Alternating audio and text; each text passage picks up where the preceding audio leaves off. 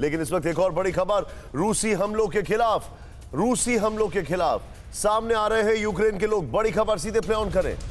Kherson में रूसी missile system को जला दिया है। यूक्रेन के लोगों ने पंटजीर मिसाइल सिस्टम को जला दिया है। मैं सीधे चलूंगा आंचल सर के पास। आंचल सर, जो अभी के हालात है उसको देख के ये लगता है कि ये मुल्क जो है ये सिविल वॉर की तरफ बढ़ रहा है।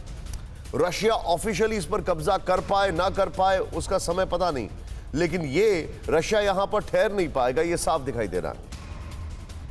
देखिए, शुरुआत में जब ये कयास लगाए जा रहे थे कि रशिया अटैक करेगा या नहीं करेगा, तो इस पॉइंट को हाईलाइट किया गया था कि रशिया अगर अटैक करेगा तो शायद ये तक पहुंच ही जाएगा। लेकिन सवाल अटैक का नहीं था, उस समय भी यही सवाल उठाया गया था कि कितनी देर तक होल्ड कर पाएगा, क्योंकि इस समय यूक्रेनियन में जो पैट्रियोटिज्म है शायद उसका अंदाजा नहीं लगाया गया, या फिर जो पीछे से मॉरल, डिप्लोमेटिक, पॉलिटिकल, इकोनॉमिक और डिफेंस सपोर्ट आ रही है वो भी इस हद तक है कि जो यूक्रेनियंस है, यूक्रेन की गवर्नमेंट है, वो डिटरमिन्ड है, जितनी भी ज्यादा रेजिस्टेंस दी जा सके वो दे रहे हैं।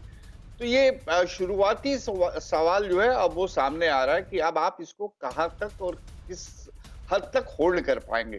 अगर रशिया अपने आप को साउथ ईस्ट यूक्रेन में या ईस्ट यूक्रेन तक ही कन्फाइंड रखता तो मुझे लगता है कि उसके लिए काम ज्यादा आसान होगा, क्योंकि वहां उससे काफी एथनिक रशियन सपोर्ट भी है और पहले से जो वहां दो देश उन्होंने इंडिपेंडेंट सेपरेटिस्ट मूवमेंट भी है। तो लेकिन चूंकि रशिया ने अब इतना एडवेंचरस स्टेप लिया है तो मुझे लगता है कि या तो उन्होंने कैलकुलेट किया होगा कि इतनी लड़ाई चलेगी और कोई बात नहीं, जो चलेगी चलेगी, हम देख लेंगे इसको।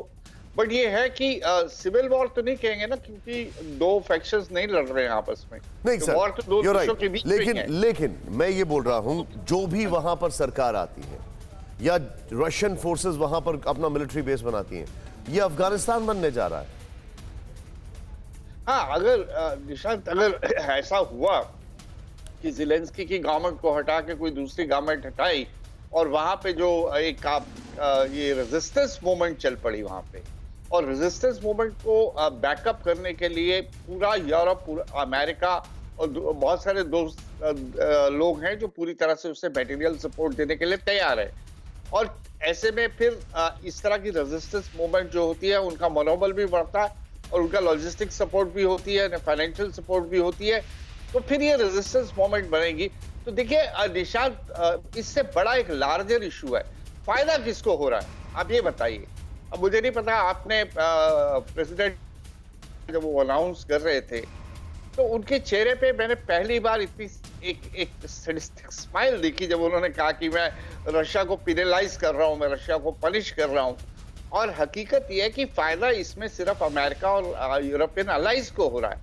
यूक्रेन बर्बाद हो जाए, अमेरिका को कुछ फर्क नहीं पड़ता, लेकिन रशिया कमजोर होना चाहिए और रशिया को कमजोर करने की दिशा में ही ये सब काम किया जा रहा है। तो ये लड़ाई जितनी लंबी खींचे, अमेरिका और नेटो अलाइज को फायदा है इसमें। हमने बड़ा वैलिड बात कही है। मैं आपके पास वापस आ रहा हूं।